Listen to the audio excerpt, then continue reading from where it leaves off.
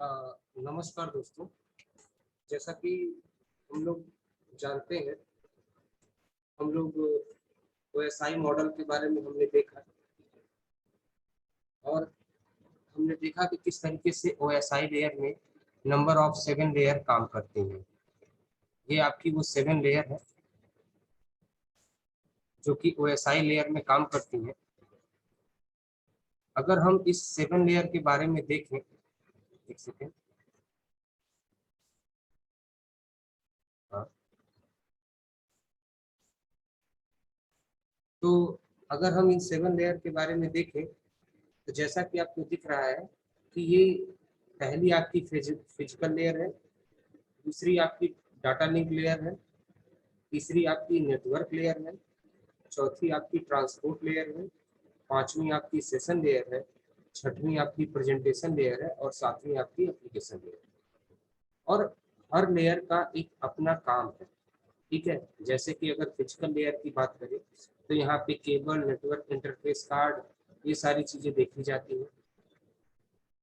Data link layer की बात करें तो यहाँ पे मैक एड्रेस और स्विचेस को देखा जाता है। मैक एड्रेसिंग मैंने आपको बताया था कि हर डिवाइस का एक पर्टिकुलर एड्रेस होता है, जिसको हार्डवेयर एड्रेस या फिजिकल एड्रेस भी कहते हैं, तो उसी को हम मैक एड्रेस भी कहते हैं।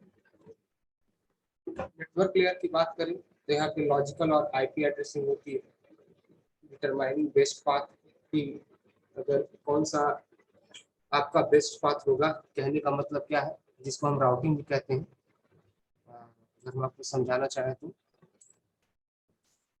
जैसे सपोज कीजिए कि ये आपका एक सिस्टम है ए,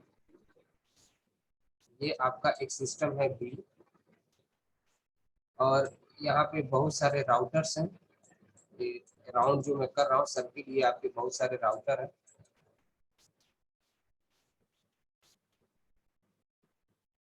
इसको मैं नेटवर्क कह रहा हूँ।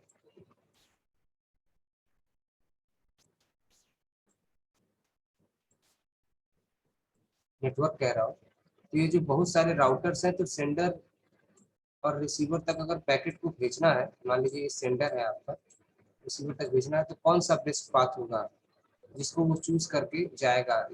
इसे सारे राउटर के थ्रू तो जाएगा नहीं, तो या तो वो इससे जा सकता है, इससे जा सकता है, इससे होता हुआ इस तक जा सकता है। तो मतलब ये जो नंबर ऑफ नोड्स है, इसमें कौन सा सबसे बेस्ट पाथ है, ठीक है ना, उस पाथ को फाइंड करने का काम जो है वो आपका है नेटवर्क लेयर का। और इसी प्रोसेस को हम राउटिंग कहते हैं। और ये जो राउटिंग है, ये एक स्पेसिफिक डिवाइस, यानी कि जिसका नाम है राउटर,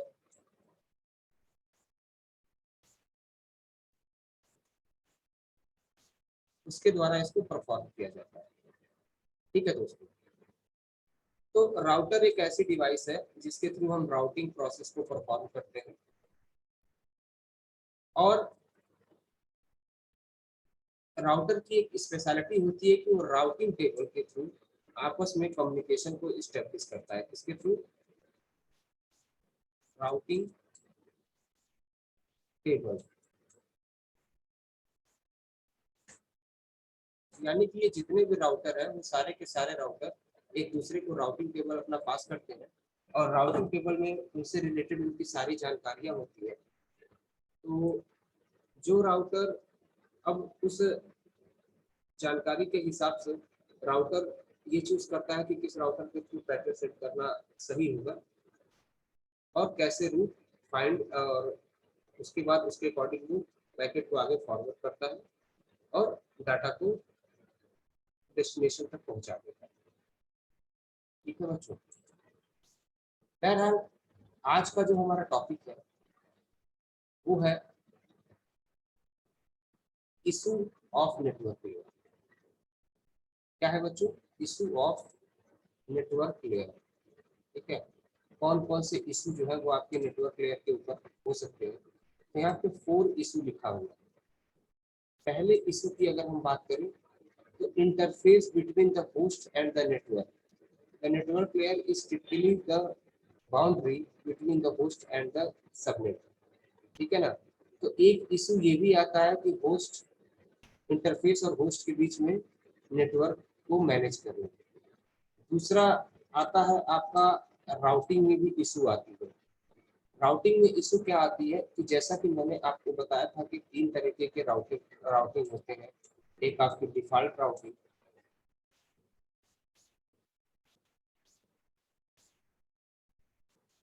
डिफॉल्ट राउटिंग,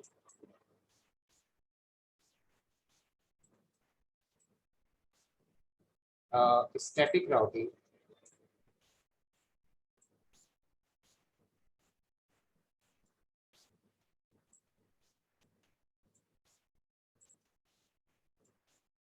और आपका डायनेमिक राउटिंग।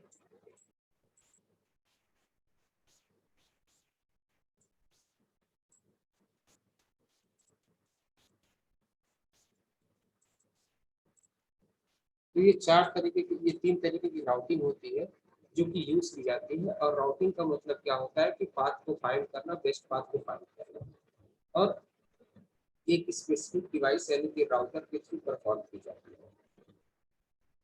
मैंने आपको बताया था कि ये जो स्पेसिफिक डिवाइस जो हम बात कर रहे हैं, जिसको हम राउटर के द्वारा परफॉर्म कर रहे हैं, ठीक है ना, तो ये जो स्पेसिफिक डिवाइस है, इस डिवाइस को हम राउटर कहते हैं। डिफॉल्ट राउटिंग, इस राउटर के अंदर एक आईओएस होता है यानी कि इंटरनेट ऑपरेटिंग सिस्टम, जिसकी हेल्प से ये पैकेट को जिसकी हेल्प से जो ये आईओएस है, ये एक प्लेटफॉर्म देता है जिसमें सारे प्रोटोकॉल आपके वर्क करते हैं। अब डिफॉल्ट राउटिंग के केस में क्या होता है कि जिस राउटर में डिफॉल्ट राउटिंग की गई होती है, वो राउटर उस अपने बगल वाले डिफॉल्ट राउटर को चेक करता है और उसके थ्रू पैकेट को सेंड करता है। स्टैटिक राउटिंग में क्या होता है कि इसमें जो है नेटवर्क एडमिनिस्ट्रेटर मैनुअली राउटर को ऐड करता है कि किस किस पाथ राउटर से होते हुए डाटा आपका डेस्टिनेशन तक जाए। और अगर वही हम बात करें डायनेमिक राउटिंग की, तो डायनेमिक राउटिंग में क्या होता है, इसमें शॉर्टेस्ट पाथ को फाइंड किया जाता है और जो भी सबसे बेस्ट पाथ होता है उसके थ्रू पैकेट को सेंड किया जाता है। बहुत सारे डायनेमिक के अंदर अगर हम देखें तो जैसे कि आपका रूट है, राउटिंग इंफॉर्मेशन प्रोटोकॉल, आपका ओएसपीएफ है, ओपन शॉर्टेस्ट पाथ पर। इसके अलावा और सारे भी हैं जिनका यूज करके शॉर्टेस्ट पाथ फाइंड किया जाता है और पैकेट को सेंड किया जाता है। तो कभी कभी यहाँ पे भी इशू आता है, जैसे कि क्या कि मैनुअली अगर हम ऐड कर रहे हैं स्टैटिक राउटिंग में, तो हो सकता है कि कभी हमसे बेस्ट पाथ छूट जाए। डायनेमिक राउटिंग में क्या होता है कि हम बेस्ट पाथ फाइंड कर रहे हैं, लेकिन हो सकता हो कि किसी राउटर पे ट्रैफिक जाते हो उस बेस्ट पाथ में, जिससे कि उसमें प्रॉब्लम आ सकती है। तो इन सारी चीज़ों को मैनेज करने, ये भी एक इशू है जो कि हमें देखना पड़ता है कि ये चीज़ें ना हो और बहुत केयरफुली इनको मैनेज करना पड़ता है। तीसरा है कंजेशन, कंजेशन एंड डेडलॉक। तो कंजेशन भी एक प्रॉब्लम है जिसकी वजह से आ, आपके पैकेट को डिलीवर होने में नेटवर्क लेयर में दिक्कत आती है। और ये एक्चुअल में कंजेशन है क्या? तो अगर हम कंजेशन की बात करें तो हमें पता है कि हर राउटर पे एक ट्रैफिक होता है, मतलब कि पैकेट वहां आते हैं और राउटर अपने हिसाब से उन पैकेट को एक जगह से दूसरी जगह ट्रांसफर करता है थ्रू द राउटिंग केबल, या तो फिर वो जो भी शॉर्टेस्ट पाथ फाइंड किया गया है उस पाथ के थ्रू जो नेक्स्ट होप यानी नेक्स्ट राउटर होता है उस तक वो ट्रांसफर करता है। लेकिन सपोज कीजिए कि जैसे कि मैंने अभी आपको बताया था डायनेमिक राउटर के केस में, कि हमने एक पाथ फाइंड किया है कि सपोज करो वो ऐसे, अगर ये 2-4 राउटर है और वो इस तरीके से डेस्टिनेशन तक जाता है, यही इसका बेस्ट पाथ है, और यहाँ पे ट्रैफिक बहुत ज्यादा है, तो उस केस में वो दूसरा पाथ फॉलो करेगा क्योंकि यहाँ पे ट्रैफिक की वजह से पैकेट लॉस हो सकता है। अब इस राउटर पे तो कंजेशन है ना, अगर जितने भी पैकेट इस राउटर पे आएंगे तो उनका तो डाटा लॉस होगा ही होगा, उनका पैकेट लॉस होगा। तो इस कंजेशन को कंट्रोल करने के लिए हमने कुछ एल्गोरिथम आपको बताए थे। एक आपको बताया था लीकी बकेट एल्गोरिथम।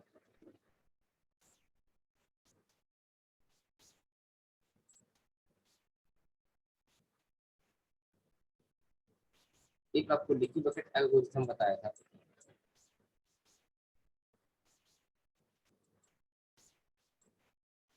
और जो दूसरा मैंने बताया था वो आपको बताया था टोकन बकेट एल्गोरिथम।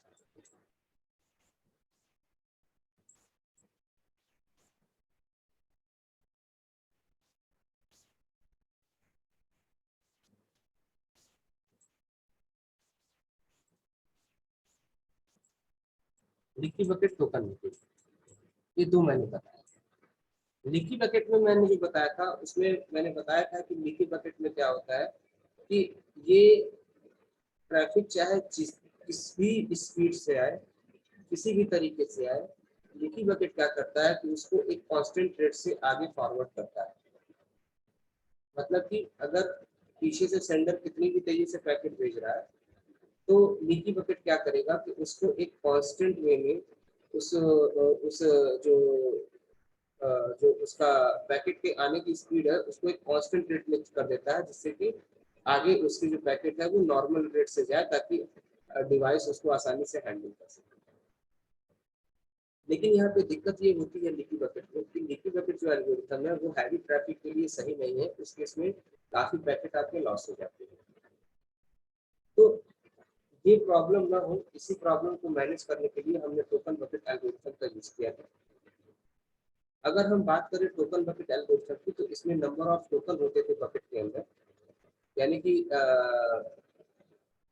अगर मैं बात करूं कि टोकन बकेट में क्या होता था कि अगर जैसे कि ऐसे समझिए कि अगर यहाँ पे एक बकेट है, इसका एक साइज है और इसमें 5 टोकन है, ठीक है ना, और यहाँ से पैकेट आ रहा है तो मान लीजिए एक टोकन जो है वो 2 Mbps की स्पीड से पैकेट को सेंड कर रहा है। अगर यहाँ पे 2 MB का पैकेट आता है तब तो क्या होगा कि एक टोकन रिमूव होगा और ये 2 Mbps का डाटा आपका सेंड हो जाएगा। लेकिन सपोज कीजिए कि अगर 8 MB का पैकेट आ जाता है तो लीकी बकेट चूंकि फ्लेक्सिबल है तो वो क्या करेगा, एक साथ अपने इन चारों टोकन को यूज कर लेगा और चार एक टोकन की स्पीड अगर 2 Mbps है तो चार को मिला के वो 8 Mbps की स्पीड हो जाएगी और इस 8 MB के पैकेट को वो एक साथ फॉरवर्ड यानी आगे को सेंड कर देगा। तो कहने का मतलब क्या है कि जो हमारा लीकी बकेट एल्गोरिथम है वो हमारा यूज होता है कहे कि जहाँ पे ट्रैफिक आपका कांस्टेंट ना हो। अब टोकन बकेट का लीकी बकेट का क्या है, सॉरी लीकी बकेट का एल्गोरिथम का यूज जहाँ ट्रैफिक कांस्टेंट होता है वहीं पे यूज कर सकते हैं, लेकिन जहाँ ट्रैफिक कांस्टेंट नहीं होता वहां पे लीकी बकेट का यूज नहीं कर सकते, क्योंकि चाहे ट्रैफिक हैवी हो चाहे लो हो वो अपनी स्पीड से डाटा को ट्रांसफर करता है। लेकिन वही टोकन बकेट की बात करें तो ये फ्लेक्सिबल है, यानी हैवी ट्रैफिक में भी ये डाटा को कैसे मैनेज करना है ये उसको बड़ी ही आसानी से मैनेज कर लेता है।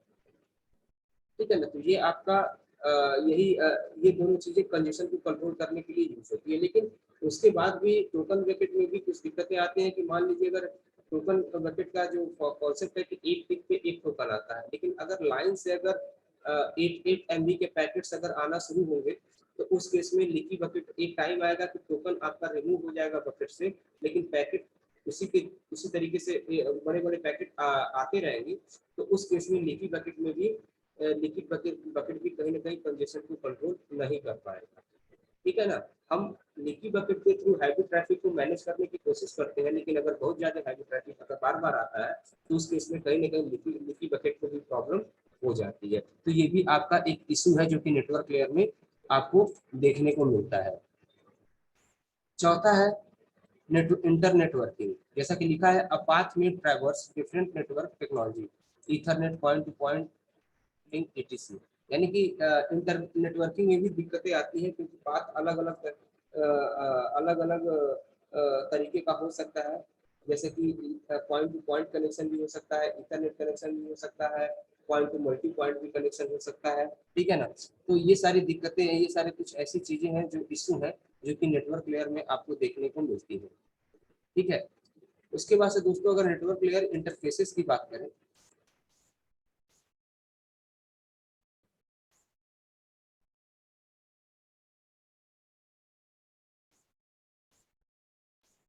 तो जैसा देखिए यहाँ लिखा हुआ है कि there are two basic approaches use for sending packets. दो बेसिक अप्रोच जो है वो यूज होते हैं पैकेट को सेंड करने के लिए, which is group of bit, जो कि बिट का ग्रुप है, ठीक है ना। That include data pulse source and destination address, जो कि उसके अंदर क्या होता है, डाटा पल्स सोर्स होता है और डेस्टिनेशन का एड्रेस होता है, ठीक है। Form of node to node called virtual circuit and datagram method. These are also referred to as connection oriented or connectionless network services. ठीक है ना। In virtual circuit approach, a router which consists of local connection in first established between two users. ठीक है, तो एक minute बच्चों, एक बात दोस्तों, बार बार हम लोग एक वर्ड हम लोग यूज होता है, कनेक्शन ओरिएंटेड और कनेक्शन लेस। आइए इसको भी देख लेते हैं कि कनेक्शन ओरिएंटेड सर्विसेज किसे कहते हैं और कनेक्शन लेस सर्विसेज किसे कहते हैं। तो जैसा कि कनेक्शन ओरिएंटेड सर्विसेज में लिखा हुआ है कि a connection oriented service is a network service that was designed and developed after the telephone system. A connection-oriented services is used to create an end-to-end connection between the sender and the receiver before transmitting the data over the same or different network. It connection-oriented services packets are transmitted to the receiver in the same order the same sender has sent them. It uses a handshake method that creates a connection between the user and sender for transmitting the data over the network. Hence, it is also known as reliable network services. Connection. Suppose the sender want to send the data to the receiver, then first the sender send a request packet to a sender to the SNY packets. After that, the receiver responds to a sender request of SNY ACK. The represent of, देखिए कहने का मतलब क्या है कि अगर आप इस चीजों को कनेक्शन ओरिएंटेड और अगर कनेक्शन लेस की हम बात करें, ठीक है, तो कनेक्शन ओरिएंटेड सर्विसेज में क्या होगा, कनेक्शन ओरिएंटेड सर्विसेज में ये होगा कि जो आपका सेंडर है, बात समझिएगा, जो आपका सेंडर है वो डाटा को सेंड करेगा। जैसे कि अगर कनेक्शन ओरिएंटेड की जो बात कर रहे हैं, जैसे दो वर्ड यहाँ पे हम लोग बार बार यूज कर रहे हैं कि connection less, connection oriented and connection less network layer services. तो कनेक्शन ओरिएंटेड का मतलब क्या है कि यहाँ पे क्या है कि कनेक्शन अगर हो रहा है किसी डाटा को, किसी भी कम्युनिकेशन को इस्टेब्लिश करने के लिए अगर हमारा कनेक्शन हो रहा है, तो वहाँ पे क्या होगा कि वो जब तक कम्युनिकेशन चल रहा है तब तक तो हमारा कनेक्शन रहेगा, लेकिन जैसे ही कम्युनिकेशन खत्म होगा वैसे ही हमारा कनेक्शन डाउन हो जाएगा। लेकिन कनेक्शन लेस में ऐसा नहीं होता है, उसमें कम्युनिकेशन न होने पे भी कनेक्शन आपका इस्टेब्लिश रहता है, कनेक्शन टर्मिनेट नहीं होता है। ये फैसिलिटी केवल कनेक्शन ओरिएंटेड सर्विसेज में ही होती है। In virtual circuit approach, a route which contain of logical connection in first established between two users. During this established phase, the two users not only agree to set up a connection between them but also decide upon the quality of services to be associated with the connection. ठीक है, कहने का मतलब क्या है कि जब दो लोग अगर आपस में कम्युनिकेशन कर रहे हैं तो उन कम्युनिकेशन के बीच में क्या होगा कि सबसे पहले कम्युनिकेशन करना चाहते हैं तो सबसे पहले आपकी लिंक इस्टेब्लिश होती है, और एक बार जब लिंक आपकी इस्टेब्लिश हो गई तो उसके बाद लिंक इस्टेब्लिश होने के बाद जो है फिर ये देखा जाता है, जब एक बार लिंक जैसे कि इस्टेब्लिश हो गई तो लिंक इस्टेब्लिश होने के बाद फिर जो जैसे होता है कि अगर एक बार हमारी लिंक इस्टेब्लिश हो गई तो एक बार जब हमारी लिंक इस्टेब्लिश हो जाती है, देन लिंक इस्टेब्लिश होने के बाद जो है तब उसके बाद कम्युनिकेशन आपका शुरू हो पाता है। जब तक लिंक इस्टेब्लिश नहीं होती है तब तक कम्युनिकेशन आपका शुरू नहीं हो पाता है। देखिए कुछ और इशू है, जैसे कि वो जो मैंने 4 इशू आपको बताए थे, एक routing issue, congestion issue, internetworking issue, ठीक है ना। तो राउटिंग इशू में देखिए यहाँ पे थोड़ा सा और डिटेल में लिखा हुआ है कि the router algorithm must deal with the following issue: correctness and simplicity. Network are never taken down individual parts may fail, but the whole network should not stability. जैसे कहने का मतलब क्या है कि जहाँ पे एक सबसे पहला जो इशू है वो करेक्टनेस एंड सिंप्लिसिटी का है, जिसमें देखिए लिखा हुआ है कि network are never taken down, individual part may fail but the whole network should not.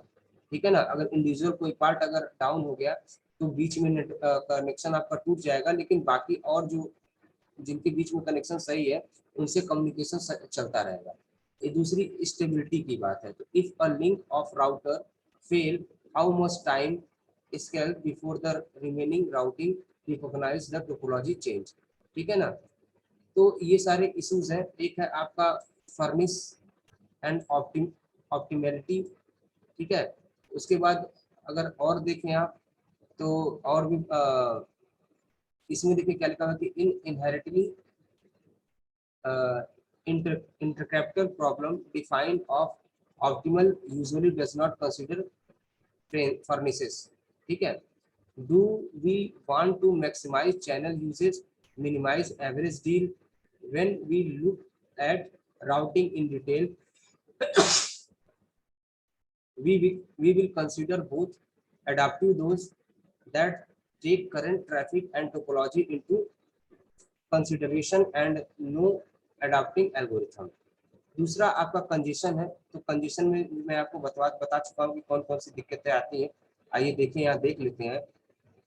When more packet enter an area then can be proceed, delay increases and performance decreases। यानी कि जैसा कि मैंने आपको बताया था कि अगर एक राउटर पे कई सारे पैकेट एक साथ आ रहा है तो वहाँ पे डिले इंक्रीज होगा और परफॉर्मेंस जो है वो आपका डिक्रीज होगा।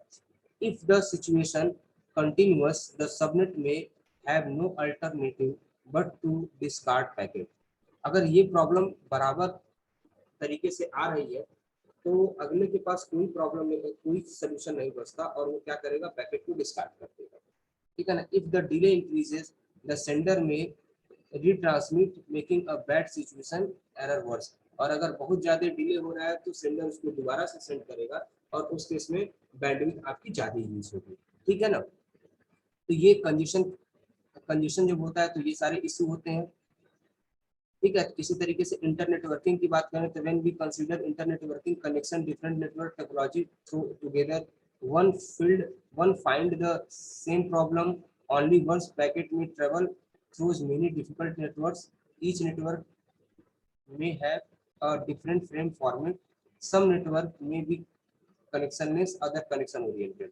तो जैसे कि हम नेटवर्किंग कर रहे हैं, हमें एक पैकेट डेस्टिनेशन तक जाना है, लेकिन डेस्टिनेशन तक पैकेट पहुंचने के लिए बहुत सारे नेटवर्क हैं, जैसे कि बहुत सारे छोटे छोटे नेटवर्क है।